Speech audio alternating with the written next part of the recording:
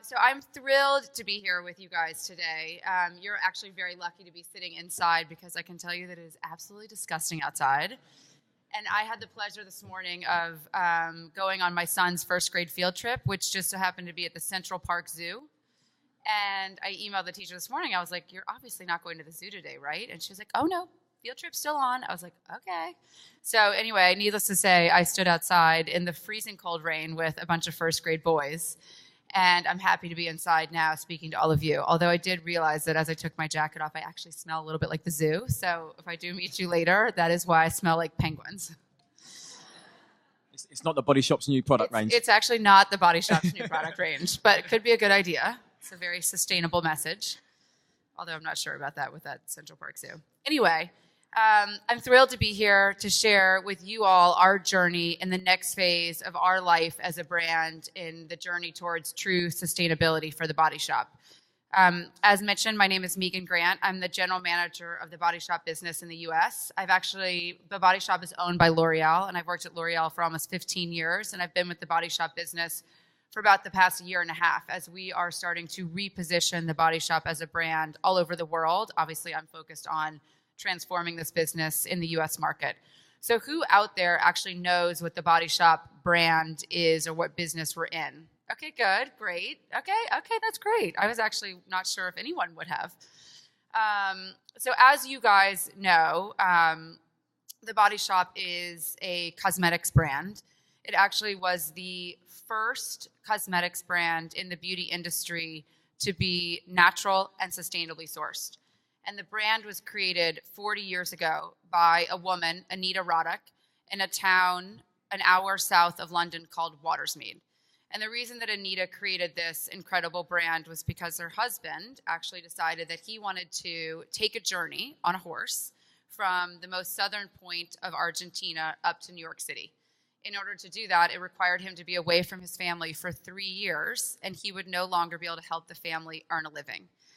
So as he left on his journey to ride a horse, which he never completed, by the way, but he was gone for several years, as he left, he told Anita, "Listen, I don't know what you're going to do to make ends meet for our family, but I can tell you that you need to figure out something where you can earn 300 pounds a week in order to sustain the family." And with that, he journeyed off on his horse to Argentina. Anita, therefore, created the Body Shop. She really, honestly, was an absolutely incredible woman, for those of you who are familiar with her.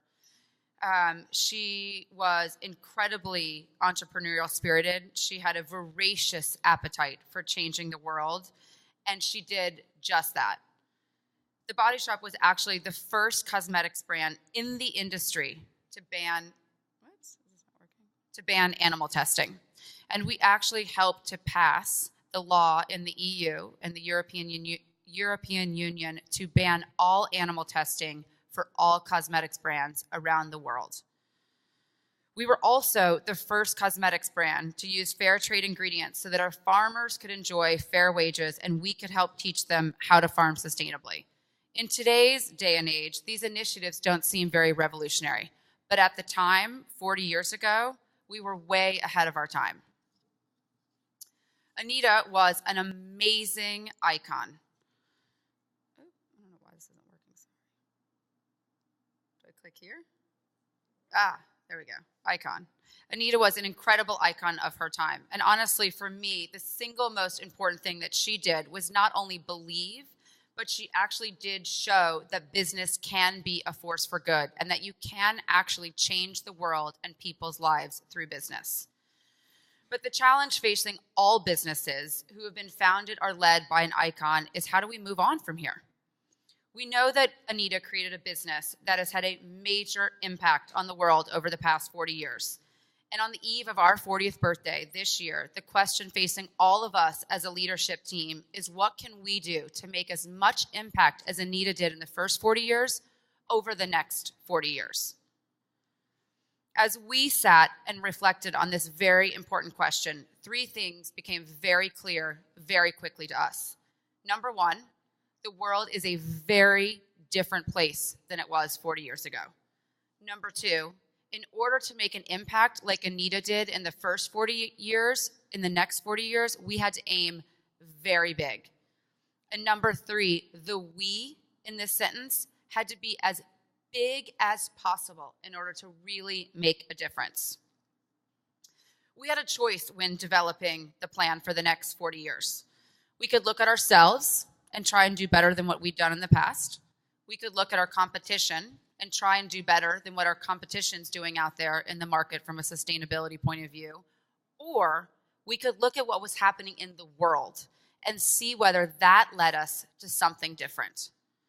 And in that process, we agreed as a leadership team at the Body Shop that we wanted to set out to be the world's most ethical and truly sustainable global business. So what does this look like?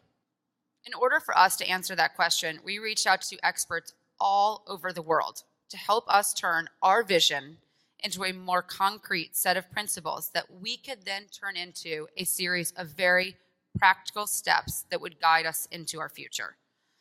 After all of our discussions, we landed on a series of 7 sustainable business principles that are based on what the world and society need and on the reality of our business and what we can actually do out there. It's really important for me to say here at this moment, the following 7 principles are our perfect world. We are not there yet, but they are our theoretical view of true sustainability and where we want to go in the future. So our 7 guiding principles are as follows, and I'm sure these will look very familiar to many of you in the room. Number 1, source everything without harming the environment or society. For us, it's not just about the world, but it's also about the people that inhabit the world. Number 2, emit nothing that harms society or the environment. Number 3, create and use products that have no negative environmental impact during use and at the end of the product's lifetime.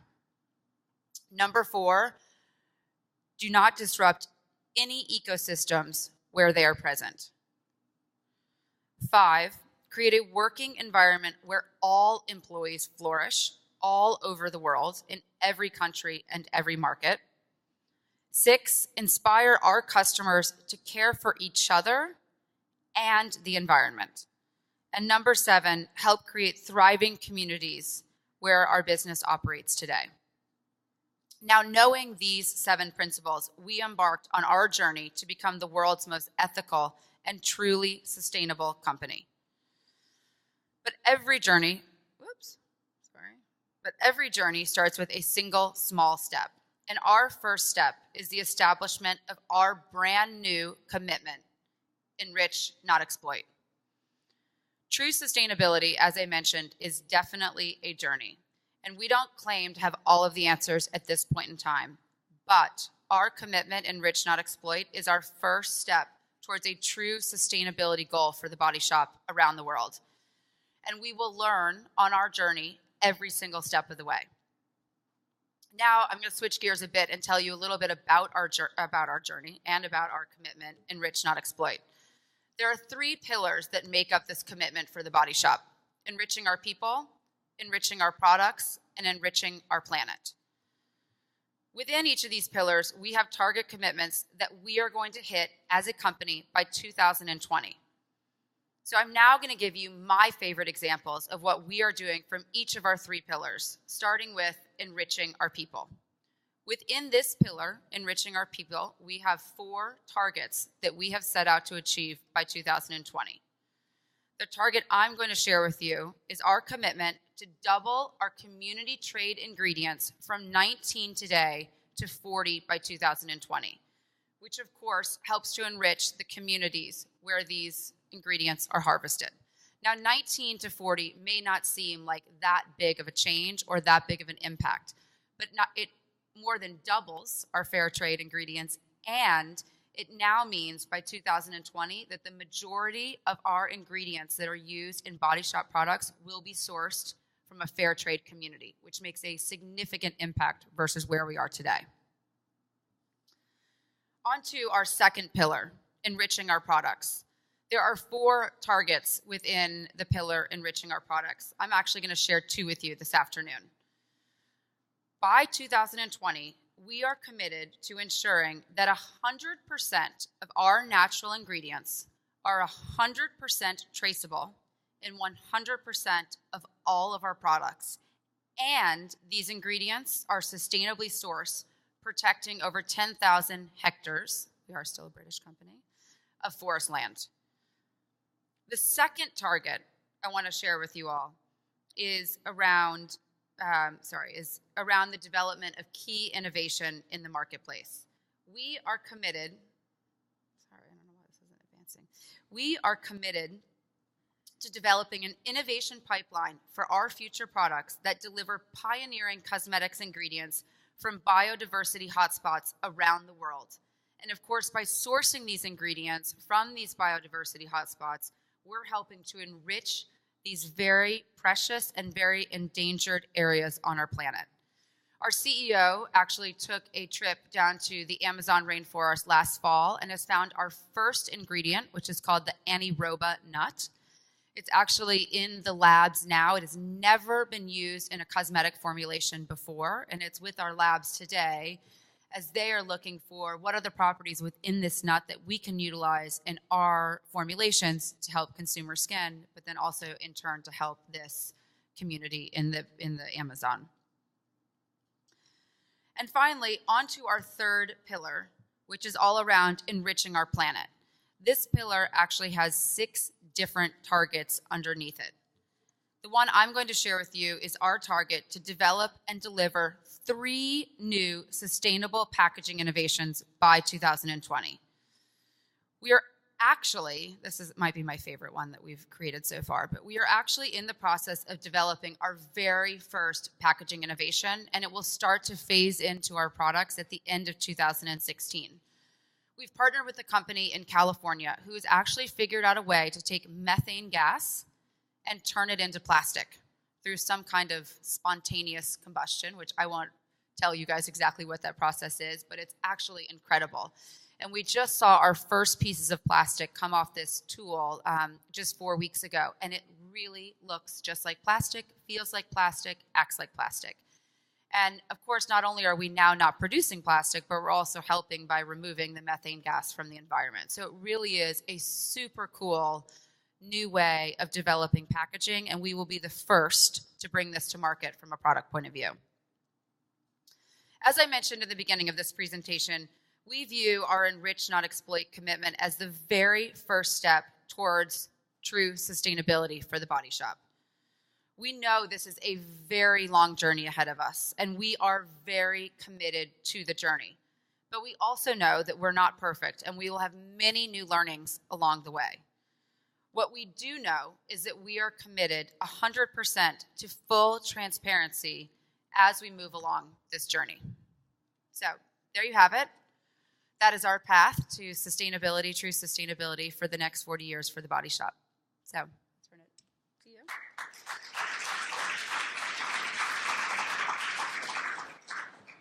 Thank you, Megan. I must say I attended your launch in London a few months ago, and I had Jeremy Schwartz actually talk to me about the methane product, and I must admit I weren't too sure how interested I should be in such a process. Cool. But I must admit that the whole concept behind it and the actual drive behind it is really impressive. Yeah. That and your bio bridges in Vietnam were two takeouts I took from that event. A couple of questions from me before I dive into the audience. You mentioned there the new targets and goals you have, and obviously sourcing will be a key component to achieving them. How involved were your current suppliers in the creation of the new strategy? Were they involved in, defining whether this was achievable, and obviously was there going to be extra strains on them? Yeah. How involved were they? Very, actually. So we actually have a whole group. The Body Shop has always had this group. It's, so I've been at L'Oreal for 15 years, so it's very different than any other cosmetics brand out there. But we actually have a sourcing group that's all about sustainability, both ingredients, packaging, manufacturing, and everything that we do. They've always existed at the Body Shop, and their sole purpose is basically going around the world, sourcing these ingredients and sourcing these different techniques. So as we started out on this journey of trying to really become a truly sustainable brand in the world, we had to partner with all of our vendor partners and all of our suppliers because we could never have done this without them. And I have to tell you, there were a lot of questions, and there still is some doubt from some of our suppliers that, is this really achievable? But what we wanted to do, and as I said in the presentation, it wasn't good enough for us at the Body Shop to do better than what we've done the past 40 years. It wasn't good enough just to do better versus the competition. What we really wanted to do is make a difference in the world. And in order to do that, we had to push ourselves by creating these targets, and we had to push our vendors and our suppliers to help us set and achieve these targets. And we've made, the methane gas as an example of the plastic. Our suppliers told us there's nothing they could do. So we went out and we found a new one. And it's actually a tiny company in California that we've partnered with, and we're helping them grow their business as well. So, it's a combination of pushing and finding new ones as well. That's good. That's interesting. You mentioned you spent 15 years working at L'Oreal.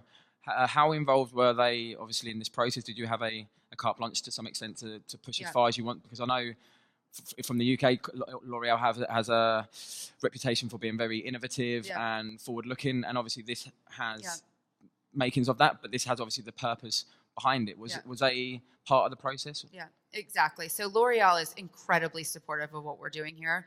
One of the main reasons, or not one of the main, but one of the reasons that L'Oreal bought the Body Shop back in 2006 was because of our sustainability mission even back then. And L'Oreal launched, I think it's been about 3 years now, their sustainability mission, which is called Beauty for All. And the Body Shop now is basically helping them deliver their 5th pillar for L'Oreal in terms of their sustainability journey, which is all around the retail piece of it. So L'Oreal is 100% supportive of us, not only in us blazing this trail towards true sustainability, but also we're actually now able to use some of the ingredients that we're sourcing through our fair trade partners in huge brands for L'Oreal. For example, Color Riche, which is a lipstick produced by L'Oreal Paris, which is the largest brand that L'Oreal owns. Their honey in their lipstick is now coming from our fair trade partners. So we're able to help these farmers in these communities even more than we could have before without L'Oreal. Okay. And final question from me. I admired Anita's work for many years, and I kind of viewed it as a corporate activism in some ways. Mm-hmm. Is there any remit for that in the new strategy? Yes. Can I expect some explosions over the next few years? You know Chris very well. I do know Chris well, yes. Our Chief Sustainability Officer based in the UK, and he is an incredibly, unbelievably passionate man. I can't think of a better person to continue Anita's fire. And so what he's alluding to is that we did campaign, just like we campaigned the EU to ban animal testing in Europe several years back. We did a big sex trafficking campaign here in the U.S. About 5 years ago, and we are actually going to embark in 2017 on our first campaign since I think 2008. Actually, I can't give away exactly. You can't announce it here yet. Okay. But I can tell you that it's really unbelievable. We are in second quarter of this year. It's not quite a campaign, but one of our first consumer-facing initiatives that we're embarking on is we have partnered with a biodiversity hotspot in Vietnam. And as you guys know, these huge corporations are coming in, or in communities, and just barreling down tunnels and of forestry deforestation. And you've got these now 2 unbelievable hotspots sitting on either side of this pathway that's got nothing on it. So the animals and the insects and the birds and the bees, nobody can find each other to keep pollinating this biodiversity hotspot. So we are actually launching a campaign called Help Reggie Find Love, which Reggie's a monkey. And we are helping him find love by rebuilding or building biobridges in this destroyed biodiversity area in Vietnam. So that'll be one of our first consumer-facing programs, which we think will find a lot of passion and energy as we embark to educate our consumers and our store staff and not just change the world without telling anyone. Thank you. I'd like to open up to the floor. Does anybody have any questions? Just in the middle of the aisle there, Candy.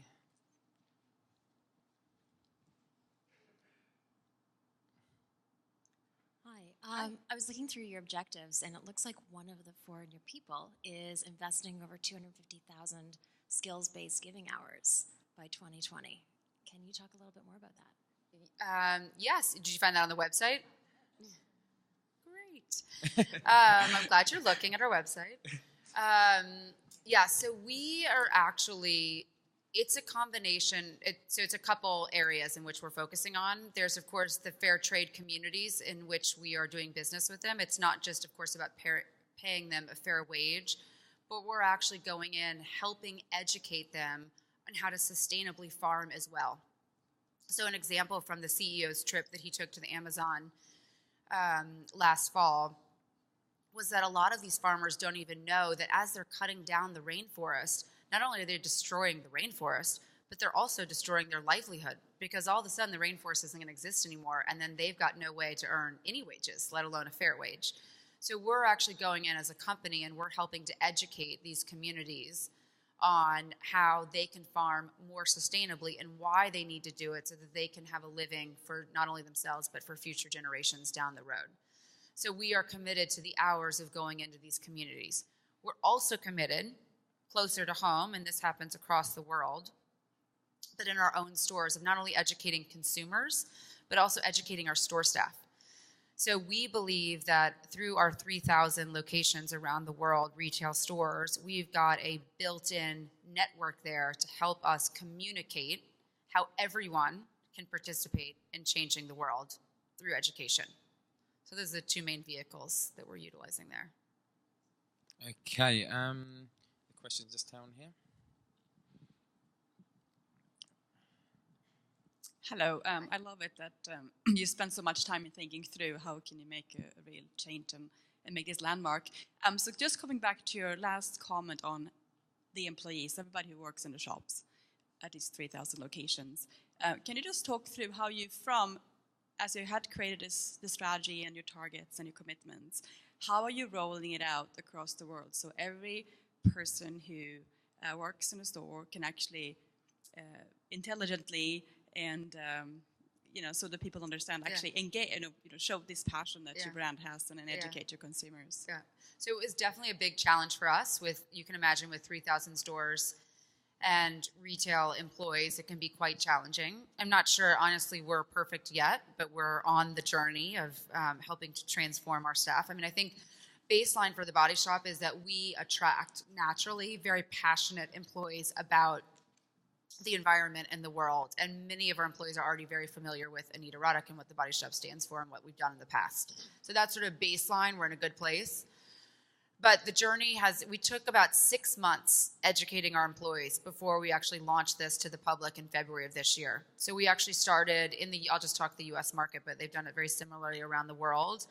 We started last September by talking to our field leaders first and educating them on what we were doing and allowing them through a series of workshops to not only listen to what we were saying, but to engage in it and then feed back to us, what does the commitment mean for you personally? So that we allowed them to really sit with this and digest it and understand it. So that was the field leader, so they were fully versed. And then we did a huge campaign meeting in February of this year with all of our store managers across the country. So we brought 175 store managers to a little place in Arizona. And again, we did the same type of workshops with them as we did with our field leaders. And then we did a series of 3 different rollouts in each of the stores. And we had sustainability captains, or commitment captains, we called them, in each of the districts that were responsible for feeding both the information to the employees, but also feeding back to us where the big questions were. And surprisingly, I mean, these aren't simple topics. They are complicated topics. But surprisingly, most of our stores have understood them, or at least understood enough of them that they've got what they're most passionate about and they can communicate the most to. I think the biggest challenge for us has been how we actually have been communicating it to consumers, which has proved to be, we continue to move down that path. But how do you get consumers interested and wanting to have this conversation with you? Okay, one question there and just one final one at the front, Candy. Sure. Dana Backergy, Notre Dame Sustainability. So I'm interested in this Annie-Roba nut. Yes. Did I say that right? You did. Sweet.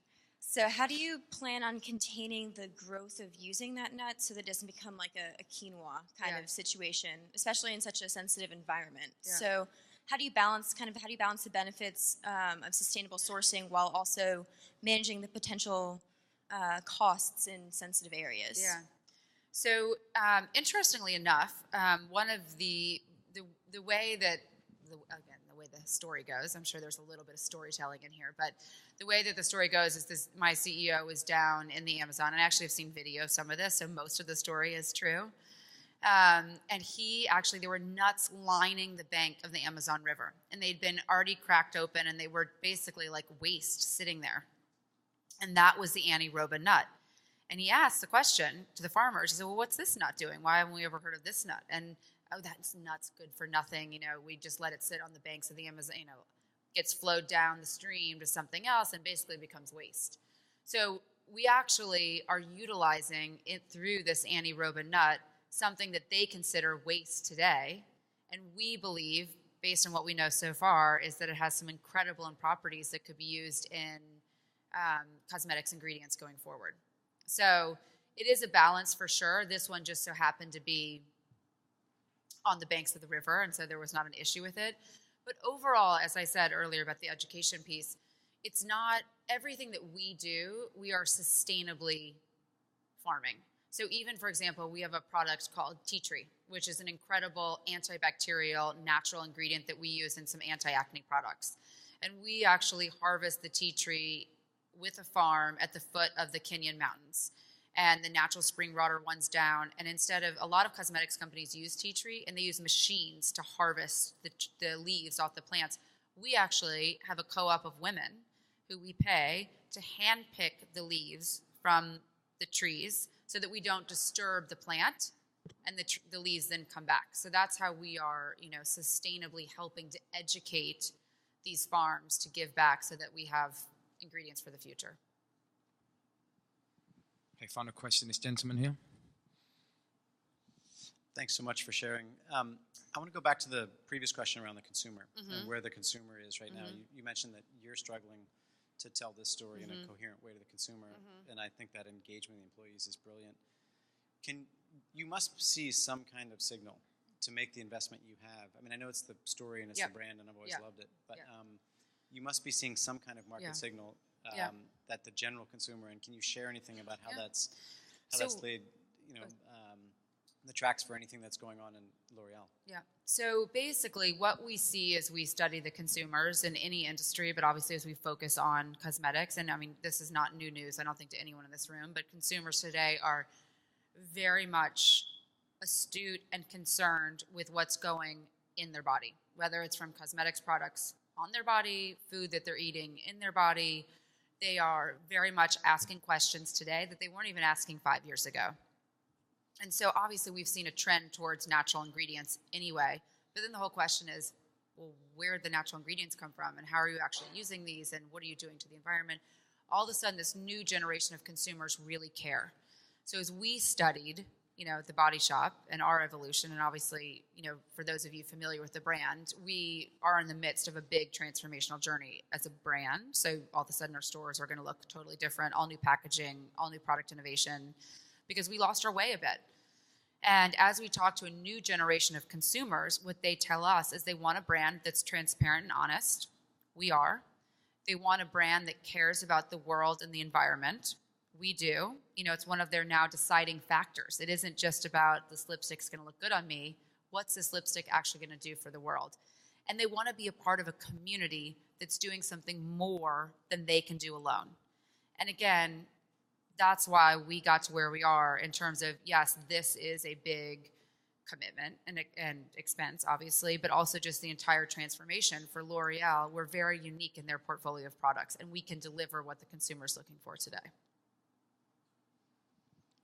Okay, I think it's time to round up. One thing I can take from that, and I think it's a recurring theme this morning, is businesses are now seeing purpose as a central part of their strategy, and it's not just internally it's being demanded, but externally they're starting to see the demand and the wish for it. So it's quite reassuring to hear that across the few sessions. Yeah. So I'd like to thank Megan for her time and sharing the strategy, and obviously good luck on the journey. Great. Thank you, guys. Enjoy your lunch.